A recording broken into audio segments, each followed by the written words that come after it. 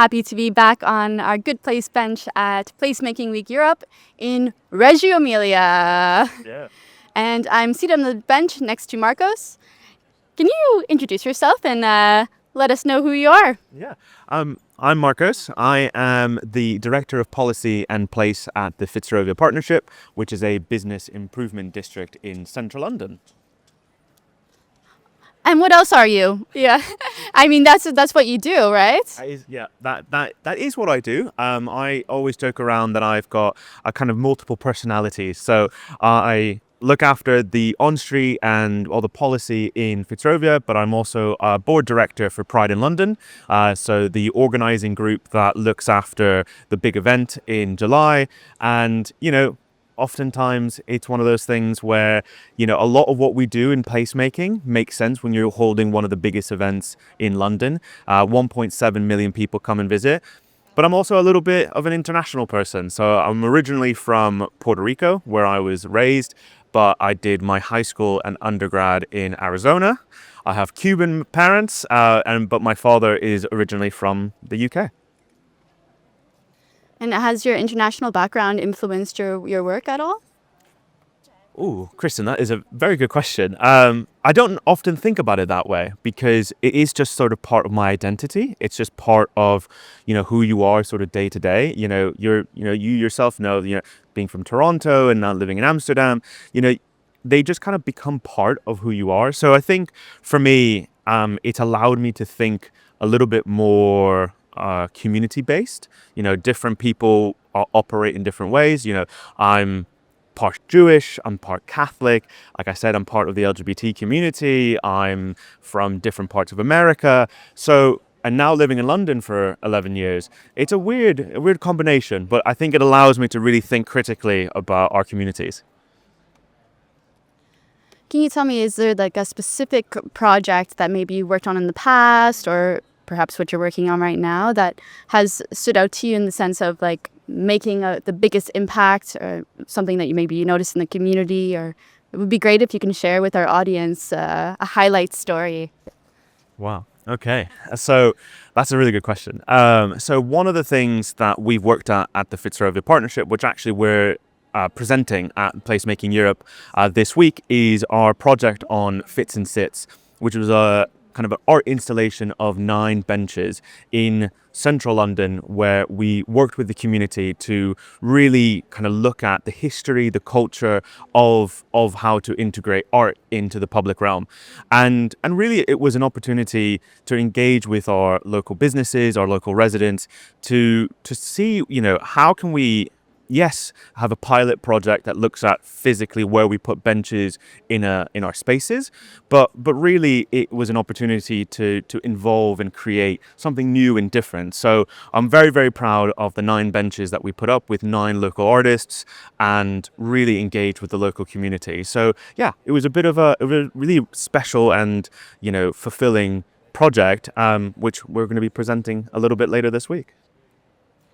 And when you go by this area today, for example, how is this sort of space adapted? And are the benches still there? Have they changed at all? I'm very curious. I always think like when we design a public space, it's kind of like the first version, and then you test it and you actually notice, okay, maybe sometimes the I don't know, the bench you put over there is actually you notice that people are picking it up and moving it over there because there's a tree or something like this. So I'm curious, has this space adapted, and how have the citizens sort of taken ownership of the space? That's a really good question. And I think what we noticed is that different designed benches worked better in different places. So we happened to put one that was a circular bench that had kind of 2 backs to it, not thinking much of it. It was a really nice design bench. It was really, really lovely. But it allowed for people to have more natural conversations, because a normal bench, kind of like how we're sat now, it's quite individualistic sometimes. Yes, we're having a very lovely conversation right now. We're kind of talking side by side, but traditionally, you kind of sit quite rigid and but a circular bench kind of allowed what we noticed. It allowed for people to have more intimate conversations. And actually the one specifically that I'm talking about, we're having local councillors, our local government saying, we're going to make that permanent, right? We're going to have that. And that's a really nice feeling, because when we originated the idea, it was always going to be temporary. So now we know that that space works. That is something that as a pilot worked, but also what it allows is to say, right, yes, we can pick a bench, but now we have to be really specific with the kind of bench and the way it looks and how it functions and how it feels. So that's quite nice, and it's quite good because we didn't intend to do that. That wasn't our plan. So it's quite nice to have that kind of special relationship with what physical thing do we put in and what does it kind of create. As you're talking, I can see you like getting super excited and stoked about it. Yeah. And that leads me to my next question is, what sort of brought you like into this urban space, like this passion, this work? What's your story behind that? Oh, so it's a good question, and I kind of think about it a little bit of it's been lovely coincidences, but accidents. The way I came to the UK was because I didn't get into a master's program in the US. The way that I currently got my job was because I didn't get a different job. So it's always been these moments of kind of high stress going, oh gosh, the plan that I had set for myself didn't really work out. But actually, they've been quite lovely moments, because it just kind of directed me into what I'm doing now, which is placemaking, shaping, understanding policy. But really what I'm doing is speaking to lovely people, speaking to different community groups, speaking to different, stakeholders, whether that's big government, whether that's local government. And actually what I've realized is that placemaking and place shaping is all about relationships. And what we do at the Business Improvement District is fundamentally that. It is encouraging conversation, facilitating relationships, and getting out of the way.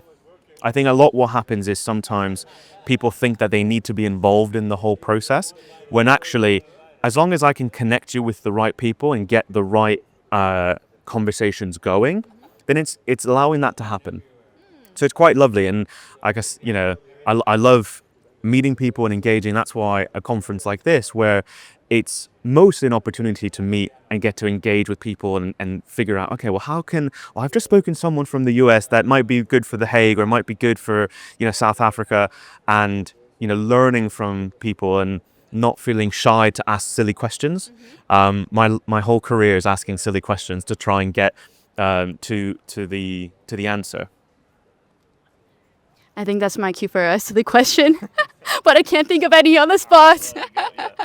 But what I'm hearing from you is, at the core of it is connection, right? Like connecting with people, with your environment, and that's also like with Good Place. Well, we're also exploring and hearing about the individuals that sitting next to us and what's a good place to them. So I'm curious if you think about your good place.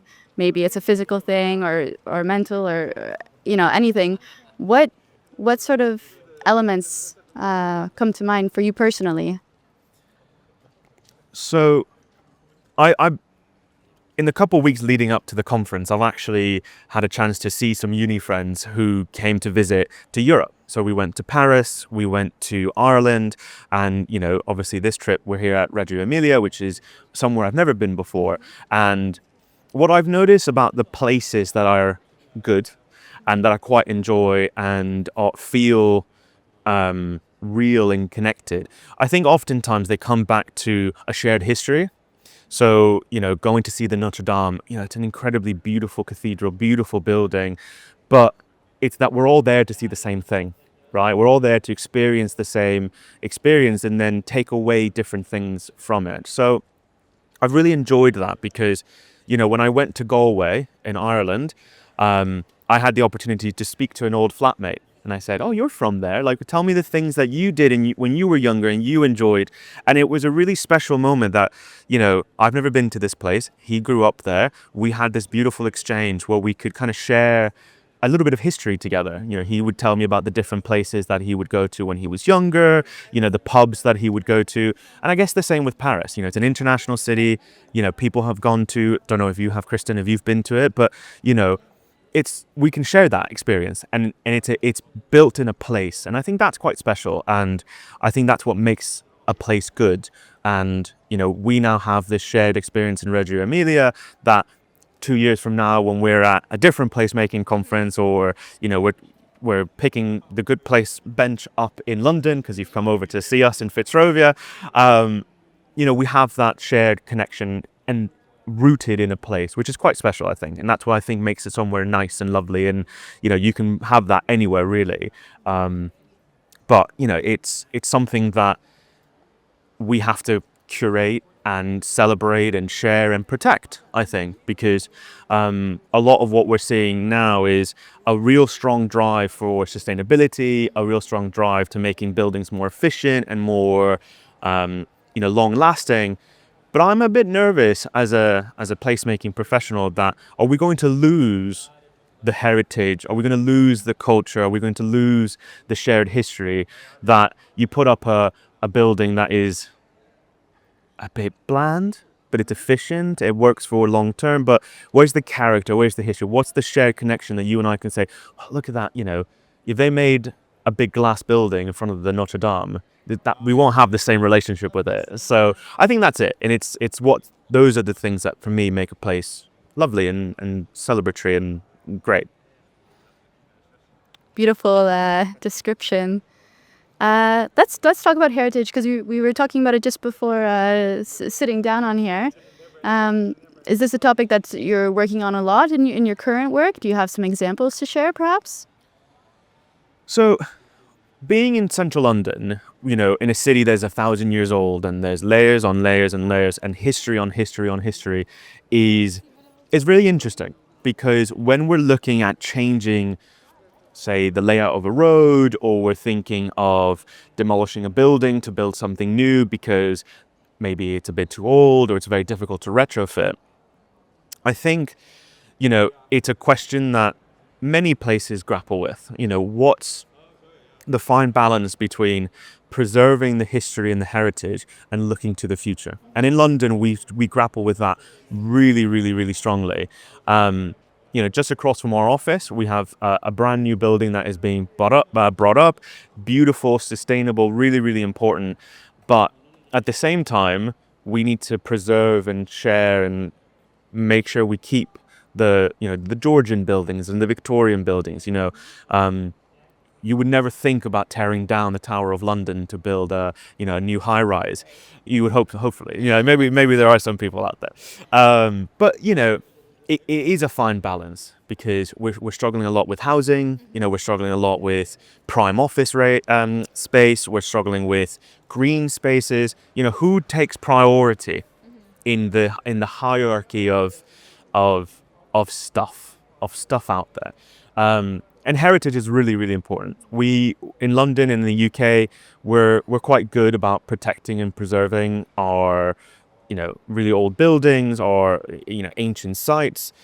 But how does it mix with modernity, and how does it mix with the future? And I know that sounds all kind of very big and highfalutin and kind of like, talking about the future, but it's you and I, or who are going to be the people who inherit that, those buildings and those relationships with those buildings. So we need to really think about, what's appropriate, and having honest conversations. Some buildings are just not okay to keep. I think that's fine. That's fair. Yeah. If it's unsafe, Exactly. And I think it's one of those things that we get attached to, certain things. I remember in one of the building areas that, one of the districts that I had, that in the building, they were sort of saying, I can't change the windows. The windows are very inefficient. They leak warm air. They're really bad. But because my building's heritage, I can't change it. It's like, well, it's a window. Yeah. I think we'll be fine if we get rid of the, 1940s window. Like, I think we'll be okay. But I think that's the kind of stuff that, it sometimes feels one or the other. You're either for heritage or you're for modernity. And I think it's a much more subtle than that. I think there is a conversation, but you can only have that if you're willing to find a middle ground. Mm-hmm. And I think that sometimes is a bit difficult. But I think conversations like this, having a shared space, having a good place to just have an honest and frank conversation, that you and I can say, you could say, nope, keep heritage. It's really important. We need to keep our history. And I could say, well, hold on, it's very inefficient. It's very unsustainable. And we find a way to meet halfway. All right, that's the key, right? It's like the middle, finding that middle ground. I'm curious. You're living in London. It sounds like you have sort of found that connection and belonging when you're describing this good place. Um, what's it like with your neighbors? Like, do you notice that your neighbors are going out into the public squares and talking to one another? Do you do that ever? I'm always curious, and of course, that's also part of the reason behind the Good Place bench is to connect, neighbors and get to know each other. But I'm just wondering, like in a city like London, so massive, so many people, and obviously, like yeah, there's just lots of opportunities to connect with one another. But often, as we see in urban environments, people are busy on their phones and not making eye contact and looking the other way. Yeah. What's it like in your neighborhood? Yeah. It's very interesting, and I think that question of connectivity between people is really important because you you can have all the beautiful places and spaces that you want, but if you can't have people utilize it, whether it's a private space or it's inaccessible, makes it really, really difficult. So I think it's really important to think about the usability of a space. And what I've noticed is sometimes when a space is underused or unused or feels kind of, cold and distant, it's because people haven't spoken to their neighbors. They haven't spoken to each other to say, well, what would you need? What do you need? Oh, I need toilets because I have, accessibility issues, or I need, a place to a quiet place because I may be neurodivergent, or actually I need a safe space because often a lot of the places that I interact with feel very cold, and it's for a particular demographic of people and not for me, right? But we do struggle with this concept of our neighbors in London. Where I live, in South London, we have created a really nice relationship with our neighbor, physically with our neighbors in my building. But that is done because we have the space and the opportunity to do that, which not everyone does. And when you're thinking about it in a work context, actually what is bringing people out and what is bringing people to engage with one another.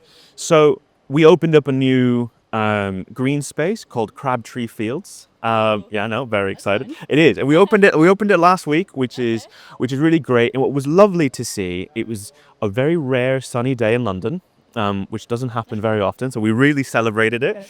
That's it. Gotta soak it in. But we had young children using the space. We had local residents using it, businesses, employees having their lunch. So it all it was, it's a green space that we just made a little bit more efficient. We made sure that there was enough grass so people can sit down and have their lunch, benches so people can relax, a kids' play area in the back, and it's all of our space. So it's not a private space. It's funded by the local authority. Yeah, so Camden Council very generously provided the funding to allow that space to be regenerated. And sorry to just interrupt. Did you put a proposal in for this, or how did that? So it was in collaboration with the Friends group. So in the UK, we have a lot of Friends of things. So we have a Friends of Crabtree Fields, and it's with talking to each other, saying, well, actually, Kristen, what would you find helpful? And not saying, oh, okay, well, we can't do that. Yeah. And it's like, okay, well, why'd you ask me if you're not going to do something?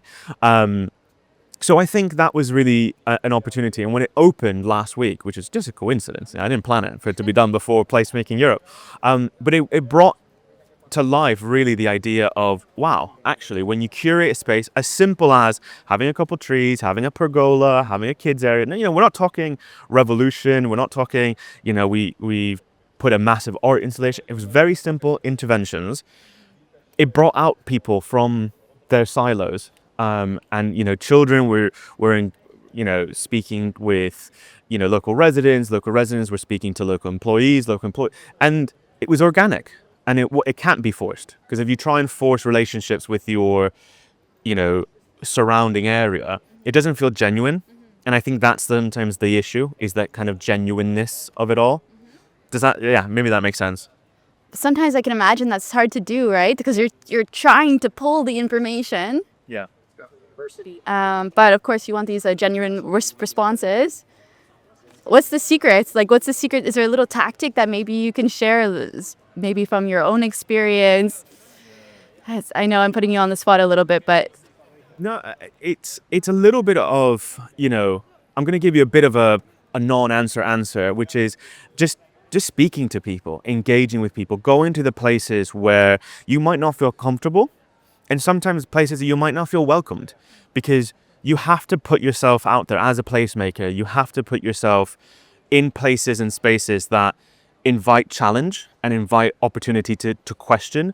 A lot of what I've learned in my work on the board of Pride in London, because my remit specifically is in community engagement, is to say, I don't have the answers. I can't know what it's like to, be someone who is disabled, or someone who's a person of color, or someone who grew up in poverty. I just don't have that reference. Doesn't mean it's a bad thing, but it means that I have to go out there and engage with people who have those lived experiences. And sometimes it is uncomfortable. It's a little bit like, oh, well, am I going to say the right thing? Am I going to say something? Saying something, I think, is much more important than saying the wrong thing, or fear of saying the wrong thing, because ultimately everyone wants to learn, and I think exactly what you guys are doing with your Good Place, bench, really is just an opportunity to meet people and learn from them and think about, well, actually, what don't I know?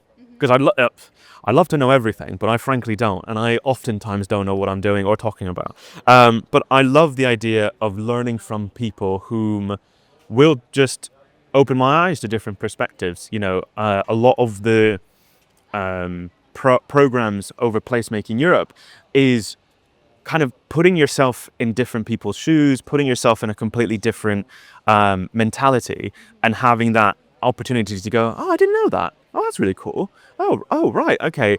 We heard earlier from a speaker from South Africa, and she was talking about apartheid, and she was talking about the Rainbow Nation, and how South Africa is a place of immense diversity, immense cultural opportunity, and different history. And I don't have that relationship with South Africa. So it was great to learn about that, and learn about different people from Canada, from the Netherlands, from Spain, from, all different walks of life, different parts of the world. But if I could say, what is that one little bit of what's the trick to kind of get those real conversations? It's just having chats with people, and being open to being wrong, and being open to looking silly, and being open to saying, I didn't know that. That's really fun. Okay, I know for next time. But I think we're worried that we might look a bit dumb, or might look a bit naive, or uncultured.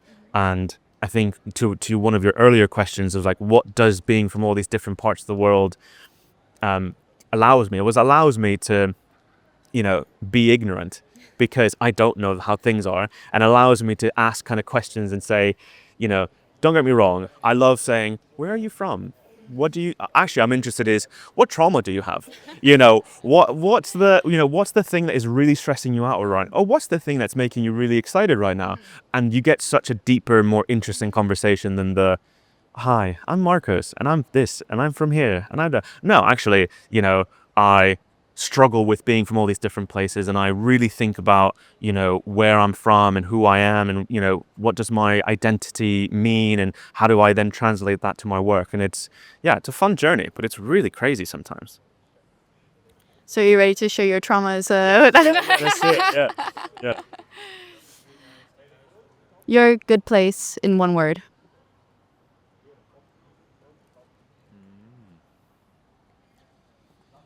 My Good Place in one word, I would say, is welcoming.